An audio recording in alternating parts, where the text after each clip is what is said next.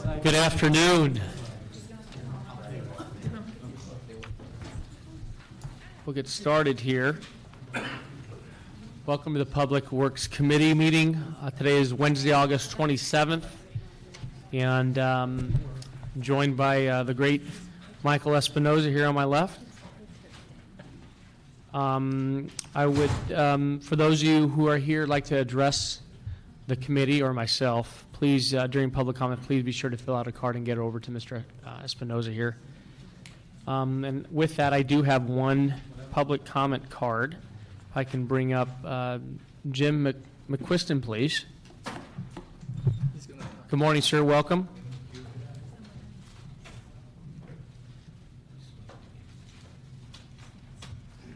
Jim McQuiston. As some people know, I'm a denizen of downtown Hollywood, live right down in the middle of all of the development that's going on. And I have put this up to the Planning Commission in a public comment, but I thought since I had to come here for another reason, I'll mention it to you. If you don't put enough water on bare earth, the winds, especially near the hills, blow that stuff up and people breathe it into their lungs. And once it's in their lungs, just like what happened down in the harbor with the coke dust, you don't get it out. It's there for the rest of your life.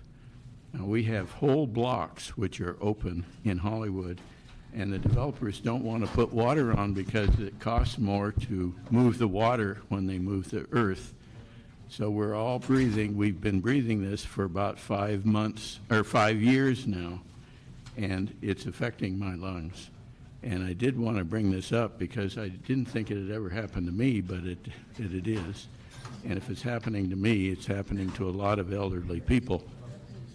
Public Works has to make sure that when they issue permits for moving earth or demolishing buildings, that the water has to be put on at least 1 inch a week on the bare ground. Otherwise, the stuff will be up in the air. And that's a pretty good guideline, and it's easy to check because all you have to do is check the water meter and see if they did put on the 1 inch per week. Thank you so much, sir. See no other public comment cards. I'd like to move forward to, before we get to the first item, if we can, I'm going to take items 2, 3, and 5 on consent. We can move those forward. Again, these are items 2, 3, and 5 we'll move forward with on consent. And if you can, Mr. Espinoza, please call the first item. Item number 1 is communication from the mayor relative to the appointment of Ms. Capri Maddox to the Board of Public Works Commissioners for a term ending in June 30th, 2012. Thank you, Ms. Maddox. Welcome, and thank you for your willingness to serve this great city and on the Board of Public Works. You and I have worked together on the city attorney of the Los Angeles Police Department, done some great work together as a neighborhood prosecutor there, assigned to Wilshire. We're pleased to have you, and I want to just tell us a little about yourself and your experience in the city attorney's office and why you feel qualified for this commission position. Thank you, Councilman. As you stated, I am currently a deputy city attorney. I'm serving in the neighborhood council advice section within our general counsel unit, but I've had a number of years of experience in the city attorney's office. I actually started in the city attorney's office 10 years ago. I've served in the trial unit, the neighborhood prosecutor program, as you mentioned. In addition, I've handled cases in the complex litigation section, did a couple of years there, and have recently been assigned to serve as general counsel to neighborhood councils. My city service actually started in 1992 over at the housing department, where I worked for a few years, and then I went to the city of Glendale. And somewhere along the way, I got mad at a slumlord and took up a legal education. And I've been with the city attorney's office since my graduation. And you know, your experience, I feel, as a neighborhood prosecutor, you get the importance of the broken window theory, the quality of life issues that we see even as senior lead officers, as a neighborhood prosecutor. How do you plan on leveraging that experience onto this board? Right. The good thing is about the neighborhood prosecutor program gave me the ability to think outside the box.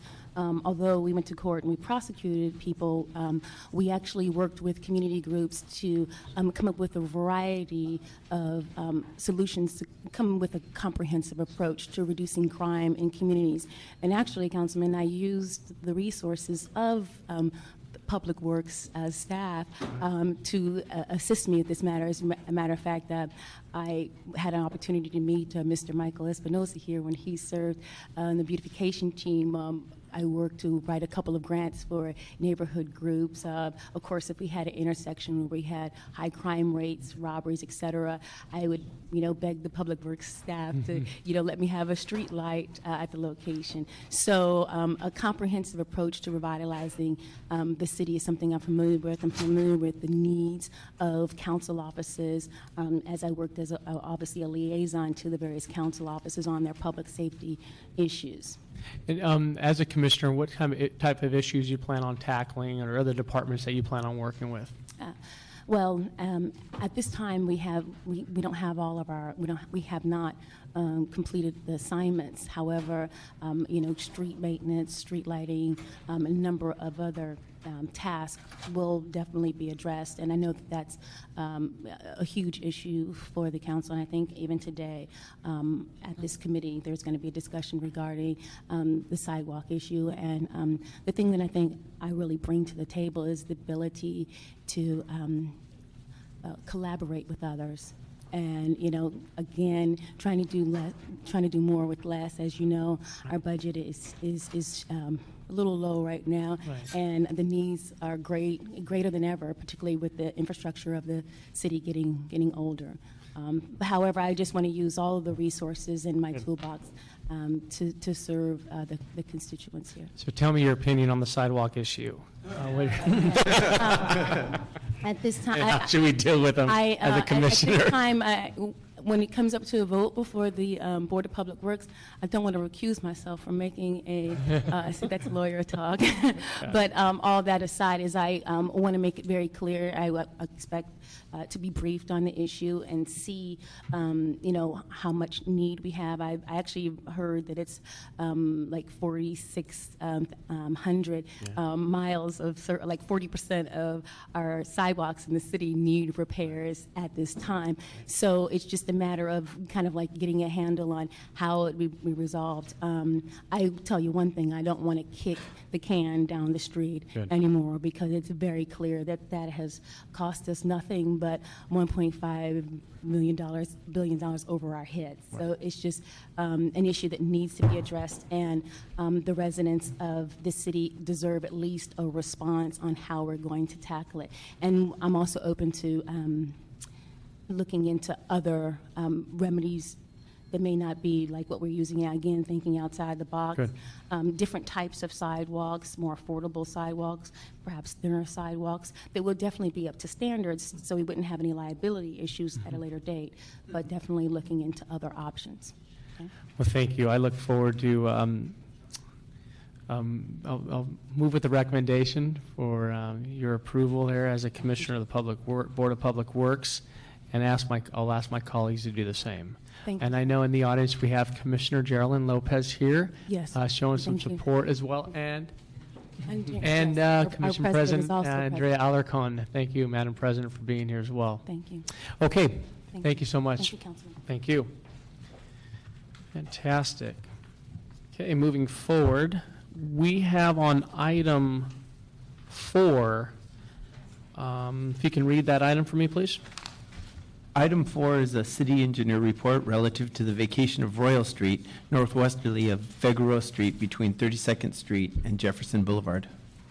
Thank you, sir. We have 2 public comment cards. If I can bring up Hugo Ortiz and Steve Catalano, please come to the front.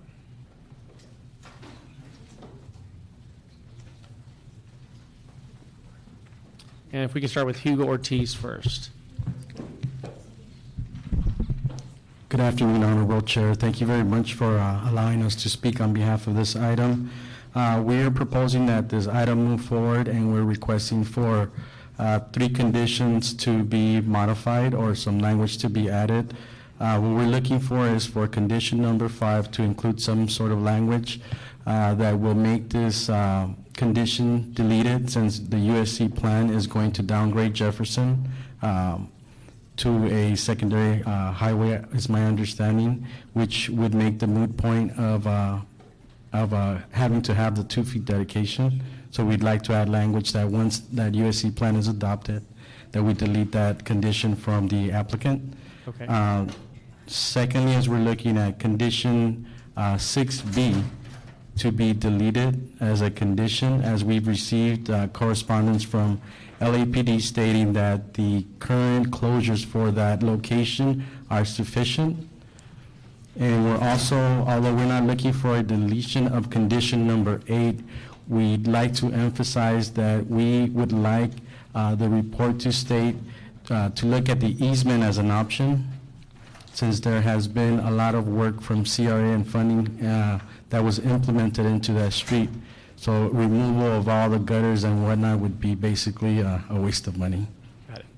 Just for the record, Hugo is representing my colleague, Councilwoman Jan Perry's office. apologize, Thank you yes, so sir. much for being here. Steve Catalano. Thank you, Chairman. How are you, sir? Cayano. I appreciate the opportunity to appear before you for the first time officially. So, Yes. we're in total concurrence with the 3 conditions, so not Okay. to belabor the issue. Okay. I do know we have an amendment on this item. If I can call up staff. Thank you very much, sir. Thank you. Thank you. If you can just share with us the amendments prior to moving forward on this item. Okay, yeah. Edmund Yu from Public Works Engineering. Yeah, in working with Council District 9 on condition number 5, listening to the response, the reaction, the request from the Council District 9, we are proposing to add an additional statement into condition number 5 to read, in the event Jefferson Boulevard in this area is reclassified by the proposed USC specific plan and does not require the additional street dedication, then this condition can be deleted. I think this would meet the concern of the council office. Very good. And then as far as condition 6B, we will go along to recommend to delete this condition. Very good. And as far as condition number 8, we believe that the condition itself already has enough flexibility to allow them to reserve an easement to deal with the existing situation, so we don't recommend for any change for this particular condition. Okay. And I can give the actual wording to the city If you clerk. can give that to Michael, that would be great. And with that, we'll approve this item under those conditions and those amendment changes. So thank you very much. You good on that, Michael? Yes. With that, we'll move forward to item number 6. You can read that for me, please. Item number 6 is a motion from Council Members Rosendahl and Zine relative to the commemorative marker at the northwest corner of Venice and Lincoln Boulevards to commemorate the start of the internment of Japanese Americans living in the Venice community on April 25th, 1942. Great. We can have, I'm having an allergic reaction. Oh, and boy. I need to get out of here. I'm Lori Rittenberg, City Attorney. I'm on item number 8. Can we do that first? yes. Thank you. We'll move to item number, before we go to number 6, we'll move forward to item number 6. Out of the request of our city attorney who's here and is having slight medical issues, so I'm having an allergic reaction to something that possibly ate. Is street services here? we can, before we get to public comment, I will ask for staff report here. Go ahead and read the item, please. Thank you, Michael. Item number 8 is the Bureau of Street Services and City Attorney Reports and Ordinance relative to amending the Los Angeles Municipal Code in connection with the point-of-sale plan for sidewalk repair and related matters. Before we, Lori Rittenberg, City Attorney's Office, thank you for taking this Sure. priority. Before staff gives the report and you have a discussion, I just wanted to say that because of the fact that the city is currently defending massive lawsuits, class action lawsuits, one in federal court and several other smaller lawsuits in state court in connection with the issue of whether or not, of who should repair the city sidewalks and whether the city should be repairing all the sidewalks. It's really a major litigation issue, and it's something that the city attorney's office would be happy to discuss in more detail in closed session. But the issue of tort liability, as well as the issue of liability under the Americans with Disabilities Act, that's something we would really like to discuss in closed session and not open session. I just wanted to say that. Sure. So let's just be cognizant of the city attorney's remarks here. Thank you, ma'am. Thank Go you. ahead. Good afternoon. Hugh Lee with the Bureau of Street Services. The Bureau of Street Services is responding to a request by this committee back in February to explore two options for repairing sidewalks within the city. Okay, thank you. Thank you. The two options that we explored included a citywide bond as well as an assessment district. So what we did try to do was discuss the ramifications of going down each of those paths in our report. The main item, I think, just to summarize what we wrote, is that we strongly advocate that if this is the direction of the city, that we do it bearing additional things in mind, such as creating an asset management system for the sidewalks, if that is what the city elects to do. So we basically are trying to discuss the advantages of doing that if we do want to move forward with such a proposal. Thank you, Hugh. Just a few questions from remarks. As we know, the rapidly deteriorating sidewalks system is one of the biggest public works challenges facing this city, and I think we've ignored it far too long. And just by looking at the council record, the city's been discussing what to do with sidewalks for decades. And your initial estimate, 40% of our sidewalks needing repair. How exactly did you come up with that estimate? They're not precise at all. In other words, what we just try to do is take an educated guess. I mean, that actually is one of the biggest points we tried to make with this report, and that is we simply do not know. So we are taking an estimate. We believe it's approximately 40%. It could be higher, it could be lower. We even believe it could be $1.5 billion, it could be $2 billion. Has there ever been a comprehensive approach on addressing this? No, there hasn't. Great to start with that. Your recommendation also includes doing a survey of our sidewalks. It would take up to 36 months. Can you explain what would be involved in this survey? Why would it take so long? And how would this survey help the Bureau maintain our sidewalks in the long term? Probably the way I'm going to explain this is to use an analogy. This is the same thing as we have a car that's not running very well. In this case, it's the sidewalk. And one of the first things that we should do before we start jumping into a major repair is to do an estimate of what's really going on. So what we're proposing, if this is what we want to do, is similar to us getting an estimate of repairs from a repair shop. So that involves having to look over the sidewalks, find out what's wrong, where it's wrong, how it's wrong, what are the other factors involved in making it wrong. And at the same time, what may be some of the repairs that may be required. So all of these have the tendency of costing a lot of money, and when you multiply it by the length and the size of this city of Los Angeles' sidewalk system, it just becomes an enormous task. In other words, the 36 months includes trying to do surveys for over 13,000 sidewalk miles in the city. Excuse me, I'd just like to add, Lori Rittenberg, City Attorney's Office, would just like to add that the city did not actually build the sidewalks. It was always the adjacent property owner who built the sidewalks, whether it was a residential developer, whether it was a commercial developer. Over the years, the city has received various grants where it's been able to do some sidewalk repair, but those are the only instances where the city actually built the sidewalks. Got it. This is kind of like the Joe Friday approach, is just getting the facts. Just get the facts, ma'am. And that's all we have. That's what you have, right?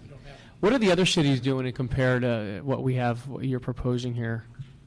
We polled other member agencies of the American Public Works Association. We were not able to find that any other agency took such a expansive survey of their system. We also contacted several consultants that specialize in performing work for the Departments of Public Works.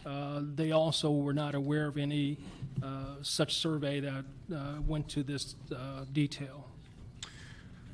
Appreciate that. You know, it took the city over 30 years to get into the hole that we're in with our sidewalk system, and we can't expect to find an easy, quick fix, and this is what you're proposing here, the Bureau of Street Services, with coming up with a comprehensive approach and to get to the root cause of the problem.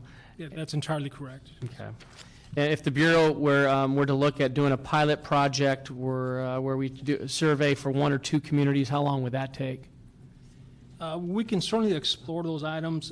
We would like to have that follow as one of our recommendations, you know, the third one, that we come back in 90 days to at least get more detail from, after talking with our consultants about exactly what. Yeah, if you can look at that, look at least 2 communities to see exactly if this is how long ultimately it will take once we move forward to get a better estimate citywide.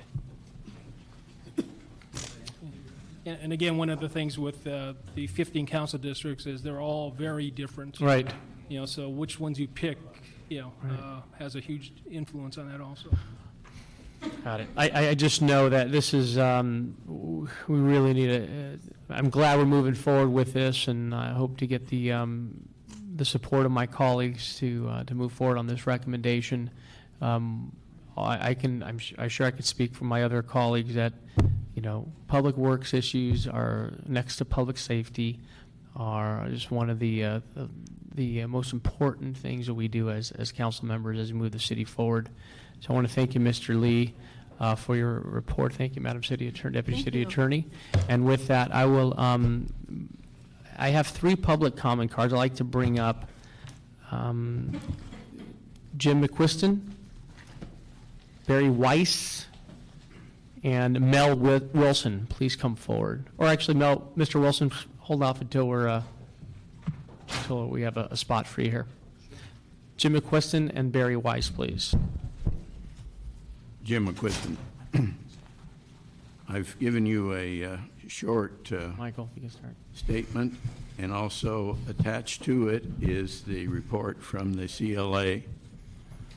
And I want to emphasize that I was on the Public Works, or the BSS committee on sidewalks, did extensive legal research on this, and in my opinion, the city is really exposed right now, as the city attorney probably would verify in closed session.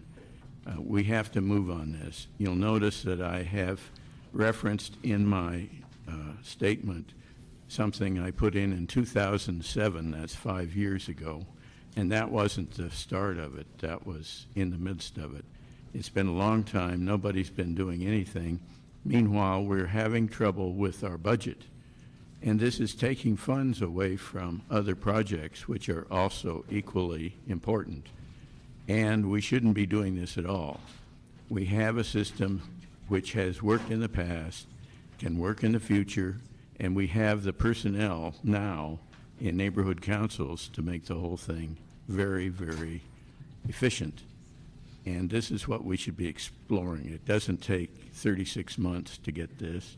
It doesn't take any time at all. All it does is maybe a couple of months getting the neighborhood councils organized.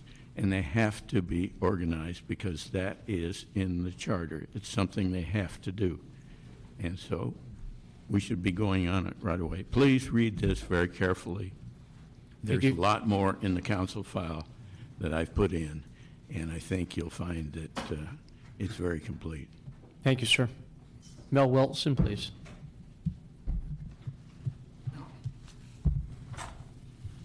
I'm sorry, Barry Weiss. That's me. And then Mel. Thank you, Mr. Weiss. Hi, my name is Barry Weiss. I represent the Studio City Residents Association. We represent both homeowners and renters in Studio City. We've spoken many times before the committee, prior to you being on the committee, about this issue. We've been following it for several years now. First of all, I want to state that in the last committee meeting, Mr. Englander brought to a vote whether the city should hold property owners liable for repairs of city sidewalks, and the vote was no, that it should be a city responsibility. It's been a city responsibility since the 1970s. The city doesn't have money to do it right now, but it's something that's been made very clear over the years that adjoining property owners should not be responsible for sidewalk repairs.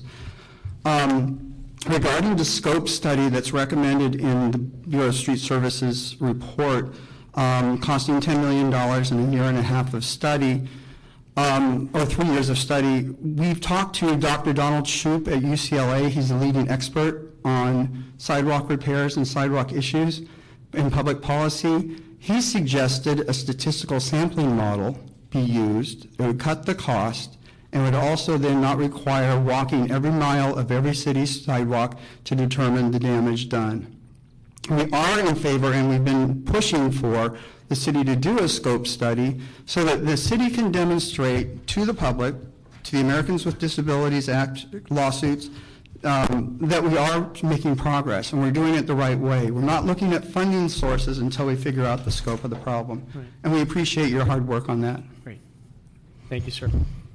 Mel Wilson. Thank you, sir.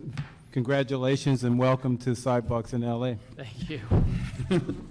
Mel Wilson here representing the Southland Regional Association of Realtors. We have about 10,000 members, primarily in the San Fernando Valley and the surrounding communities. I've served too on this task force that was created perhaps 4 years or more ago and attended all the meetings thereof. We know what the impact of the problem is. Realtors are a part of the community. We live in the communities, and we believe that there is a solution. Now, a few generations back, the Public Works Committee did recommend that the Bureau of Street Services do an outreach in the various communities, and I have not seen of any outreach efforts at all since that time. And that was several years ago that they were supposed to do that. So I would ask, one, that we would do what was instructed, have the Bureau of Street Services do what was instructed, and that is meet with the community groups. I believe the neighborhood councils and the other groups, realtors and other business groups, could be an instrumental part in giving you the assessment of the condition of the sidewalks. I recently took a tour to Portland, Seattle, and Vancouver with all their transit folks and their right-of-way folks, and I tell you, there are some great opportunities. This is a challenge, but there's some great opportunities to help rebuild communities and to make our city a beautiful city. We have to look at a number of different things, like changing the regulation with respect to the width and length of the sidewalks. We have to look at alternative types of material for sidewalks. This could be a great boom for jobs, local jobs here. So I think what we need to do is take this challenge and look at it straight in the face and engage the community. And I'm encouraging you as a leader of this, chair of this committee, to encourage your colleagues to do that, to make sure that the Bureau of Street Services is doing what you've already instructed them to do, and you will see that there will be a solution, and I believe a part of that is shared responsibility, and we can all get this done. Thank you. Thank you, sir. For the record, I also like to recognize the general manager of the Bureau of Street Services and a former San Pedran, Nazario Salceda. Thank you so much for being here. I'm going to like to continue and hold this item if we, until we get some estimates from the survey, as well as a report on how we'd implement the pilot program. And if we can have Street Services, Nazario, if you're okay with that, to report back in 90 days. Great. I see no other cards. Let's, and thanks again.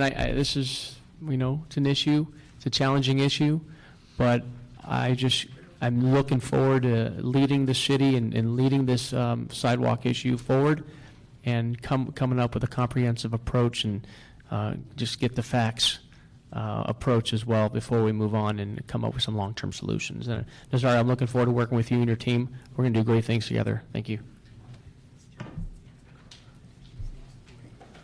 Raise. We have, I believe, one more card on item 8. Item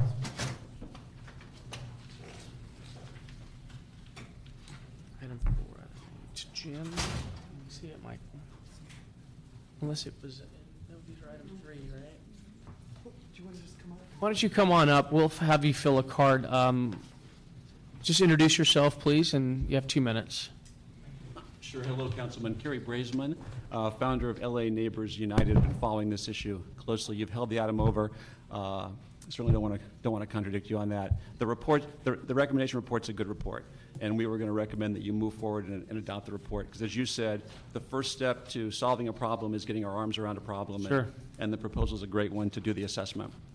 And relative to the city attorney's comments earlier, with all due respect, approving the report and moving forward on the assessment means we can go in and tell the courts, look, the city of Los Angeles has a grip on this. We're assessing the problem. We've got a handle on it. It's being addressed. And then in the meantime, the emergency situation, relative to the sidewalks that are in extreme conditions, can be addressed like Councilman Alarcon is in Council District 7, where they're identifying the worst cases, they're fixing it. So the great thing is we're on track, and this is good. Thank you. Thank you, sir. Just be sure to fill out a card with Michael. No other cards on number 8? We're good on number 8, Michael? Then? Yes, we are. Okay, great. So with that, let's go to item number 7, if you can read. Well, did we want to go back to item number 6? I'm sorry, item number 6. Because we started 6. That's where we left. Okay, yes, the Japanese American, yes. Want to read that for me, please? Okay. Item number 6 is a motion from council members Rosendahl and Zine relative to the commemorative marker at the northwest corner of Venice and Lincoln Boulevards to commemorate the start of the internment of Japanese Americans living in the Venice community on April 25th, 1942. What a great tribute to the Japanese Americans that endured internment during World War II, those that were here living in the city. And I see we have staff here. Can you just give us a status on the agreement with Caltrans, please? Again, my name is Hugh Lee from the Bureau of Street Services. We unfortunately were not aware of the motion that directed the Bureau of Street Services to pursue this. So far, we have done some preliminary work. What we will do is contact the appropriate departments and make sure that this thing moves forward. We're not sure, which is the best office to be the lead on this. Okay. And has an agreement been executed already? There is a draft agreement with Caltrans, but there's still the issue of who is going to maintain this in perpetuity. That needs to be resolved. Okay. So just be sure, of course, to work with the council office, and we'll approve this and move forward on this item. We certainly will. Thank you, sir.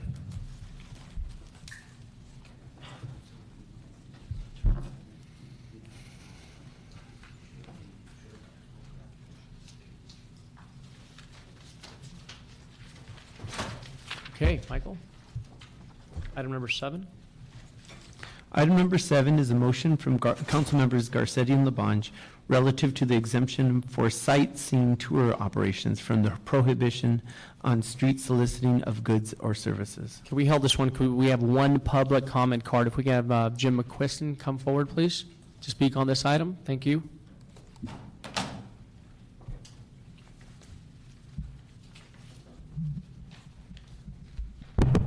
Jim McQuiston. As I was talking to the city clerk, the agenda is a little bit indistinct, let's say, on this. It sounds like this was a motion to approve something when actually it's a motion to prohibit something, and that will be taken care of in the future, I'm sure. But I do want to say that I live right in the midst of all this tour buses and solicitation, and I see these people all the time. And I remember there was a problem with ISCON, which when I was doing a lot of legal work, soliciting, and it boiled down to a 1983 suit. And I just wonder whether or not we really want to get into this for something like this. It doesn't affect me as a resident right in the middle of all this. I'm practically on Hollywood Boulevard, and it seems like maybe it's a little bit over pushed to get into it this time. We have enough on our plate without getting into something like this. Thank you, sir. Seeing no other cards on this item, I would move on consent and approve this motion and send this to council. And with that, let's move to item number 9, please.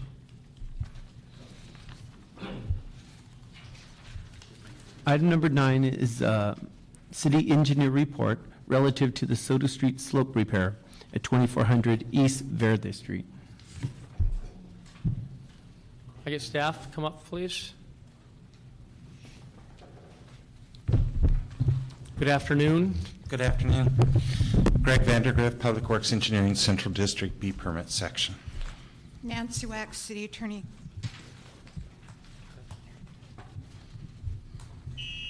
Oh, sorry. Okay, this is Soda Street slope.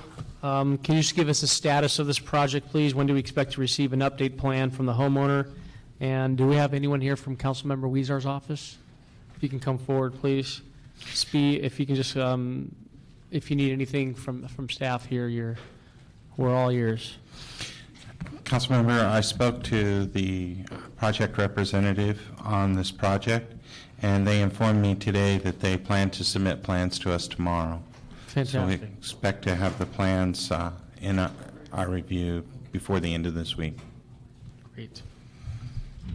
The process after that would be, if they're approved, if the plans are approved, the homeowner then puts it out to bid.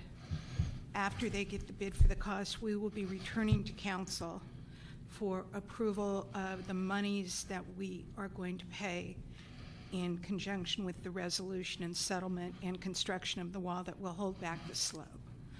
Give me a timeline on this. I can't give you a timeline. Okay. We're going to stay on top of, I think the biggest problem has been to now getting through the plan stage. Okay. They have represented to me that they have a construction company online waiting to see them, but they can't bid anything until they have final plans. Plan will be submitted tomorrow. That's our understanding. Okay. The issue and the problem may be what comes up as we are going through the process of, as they go through the process of constructing. We have to be mindful of public health and safety. This is a steep slope. There is a rubber wall that's at the top. It probably is going to need to be removed before any work can start, because otherwise the individuals at the below could be injured. There's also a house that we don't want to destabilize. So I don't anticipate, even if we got the reports tomorrow, I don't anticipate that this construction project will be completed for at least another year. Okay, well, thanks for that assessment. Do you have any questions, comments, concerns from Councilman Weezar's office? Well, I mean, our ongoing concern is trying to lock down an actual timeline. I think we're all aware how long this project has taken for various reasons, but we've been in the planning stage now of submitting plans and not meeting the standards of BOE for 2 years now, just to get to the next stage. And so we're very anxious. We've reached out also to the property owner, and we're hoping to push that on our own angle as well, pushing them forward. But we are very anxious that we're hopeful that these final plans that they submit tomorrow, if they come in tomorrow, finally get approval, because in the past they've been submitted and have still not met approval, and then we wait for another 3 or 4 month delay. I think the last time we were was April. So can we guide this homeowner through your staff that can help them through this process? We are doing everything that we legally can do. Okay. Okay. At least from my office, and I know engineering has bent over backwards to work with them. My office and engineering and building and safety got together to create some solution to one of the problems. We hope that we have a solution to it, but geology and slopes are sometimes unknown until you get in there. Believe me, I know. We have this White Point landslide in San Pedro. But I am monitoring it much more closely than I would under normal circumstances. I'm following up every couple of weeks with their attorney. I can't talk to them directly. The council's office has asked that we set up a meeting with the property owner. I'm going to be doing that hopefully in the next 2 weeks. Thank you. Okay, so I'll ask to continue this item, and maybe our next meeting or so we can get an update on it as well. Okay? With that, thank you. Thanks so much. Yes, with that, I have one speaker card, Michael Carrion. and then we're going to reconsider item number 3. Okay, as you guys are aware, little background on this. This happened in 2005 of January, and we still don't have a permit on it. So when they tell you the plans are going to be here tomorrow, I don't really believe it. Your own city engineers state here that there's rubble, that the barriers that they put up are insignificant. So as of today, you are on notice that if anybody gets hurt, the city takes liability on this. According to this that just came out on May 7th, the barriers are insignificant. If anything collapses, it's not going to hold it. Now, you guys want to know why I'm kind of pushing this issue? The light and the graffiti that the city should be taking off aren't even maintaining. There's horses, there's graffiti, there's weeds on the outside of this that somebody can clean, but they don't. So I ask you guys, we've been through this dog and pony show since January 2005. You keep putting on here that's hazardous.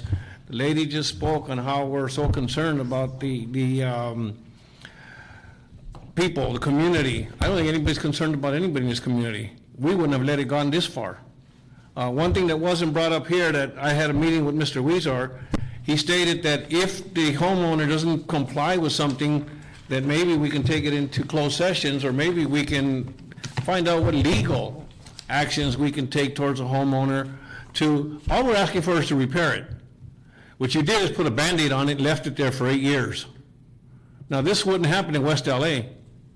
This would not happen in Brentwood.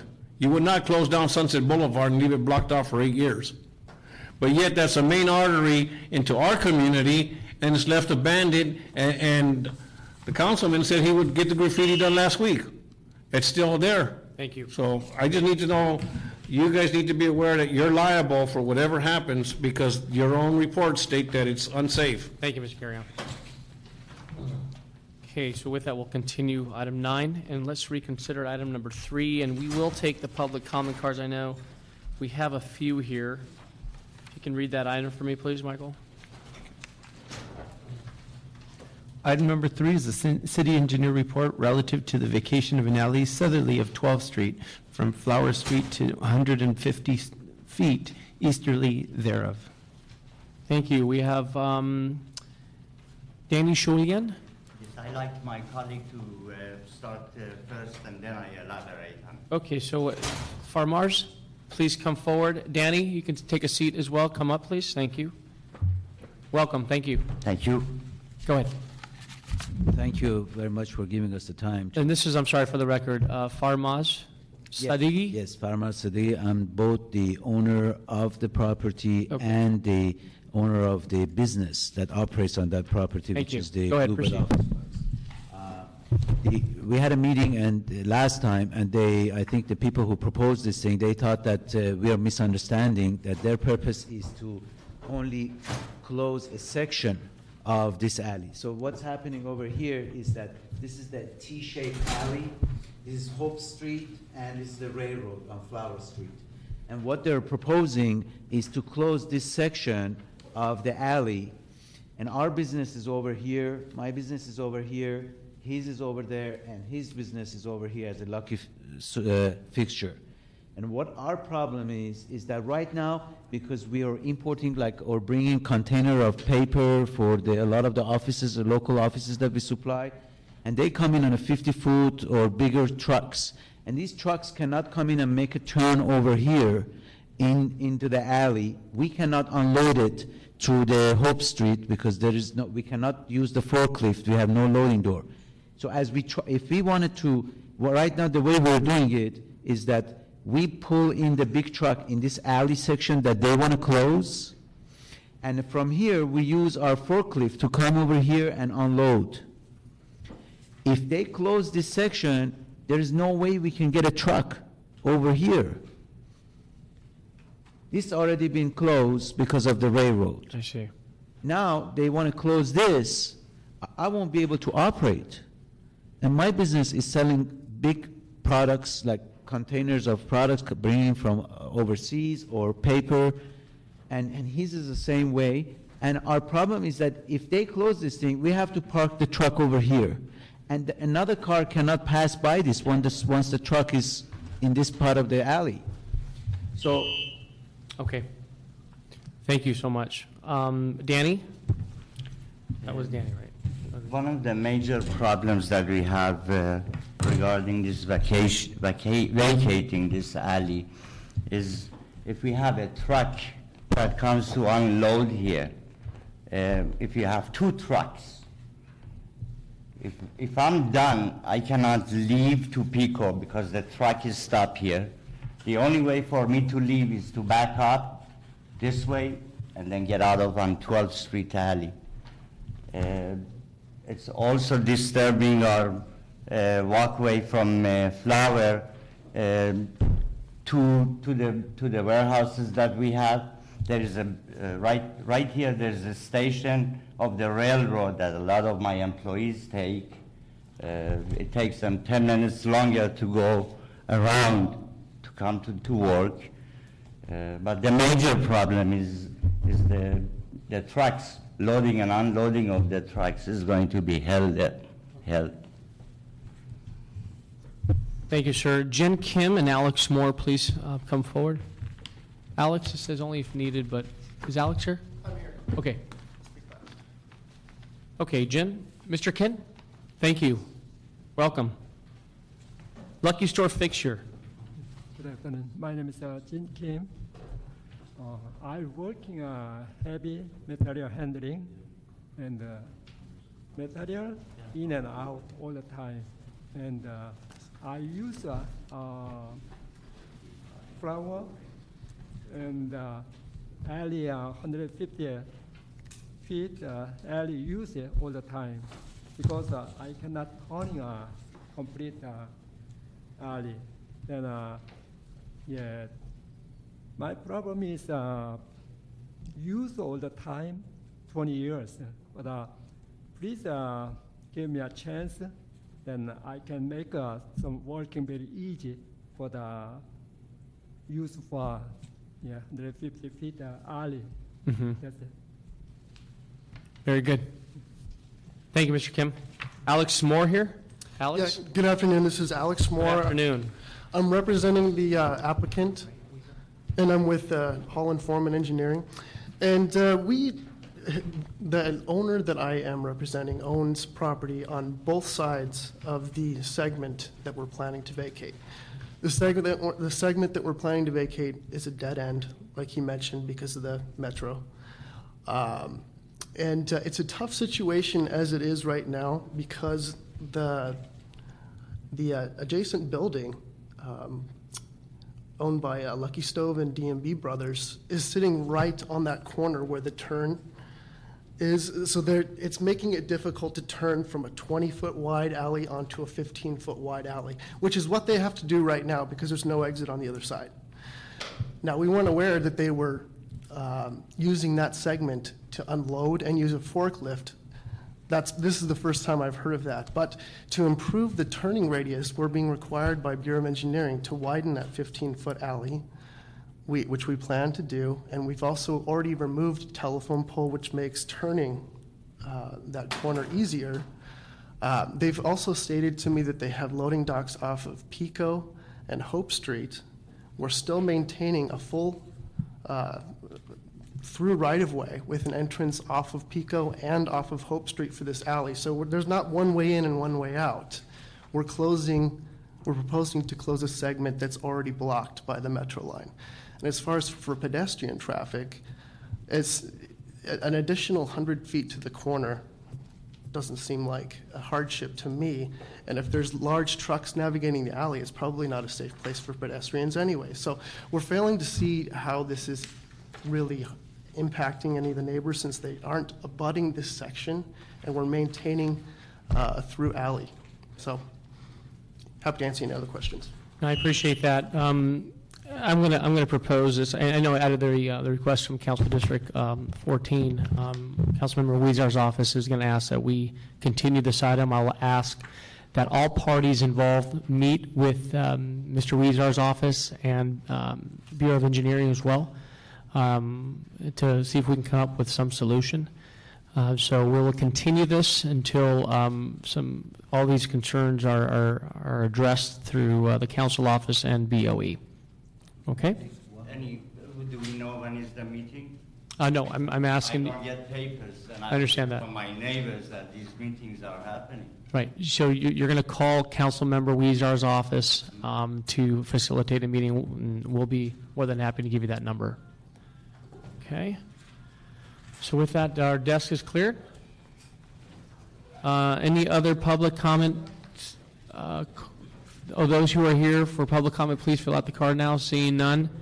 I want to continue to thank our Public Works family for their dedication to the city, and even in such tough financial times. You know, I was out there this morning. I saw my trash getting picked up, my LED light being bright on my street. So I want to thank the Public Works family for their continued work and improving our quality of life in the city. I know we all have challenges, but we're still blessed to have you in our city family. So with that, this meeting is adjourned. Thank you, Michael, and the sergeant. Thank you so much, Margot.